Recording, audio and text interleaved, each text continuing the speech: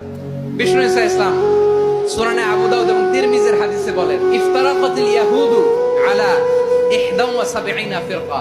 ইহুদিরা 71 দল হয়েছে। ইখতিলাফ করতে করতে কয় দল? সবাই বলে নাই কয় দল?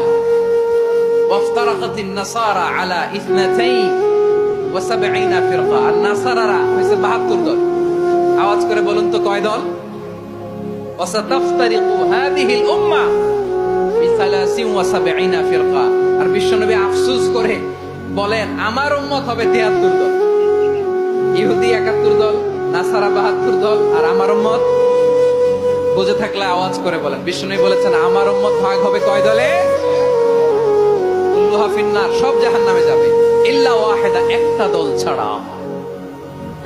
সাহাবারা বললেন, মান ইয়া ইয়া রাসূলুল্লাহ, সে নাজাত প্রাপ্ত জান্নাতি দল কোনটা? আপনি কি আমাদের বলবেন না? আপনি মেহেরবানি করে একটু বলে দেন তারা কারা? বিশ্বনবী বললেন, মা আনা আলাইহি ওয়া আসহাবি, আমি এবং আমার সাহাবারা যেই মতের উপর, যেই পথের উপর আছে, এই মত এবং পথের উপর যারা থাকবে তারাই জান্নাতের দল হয়ে যাবে।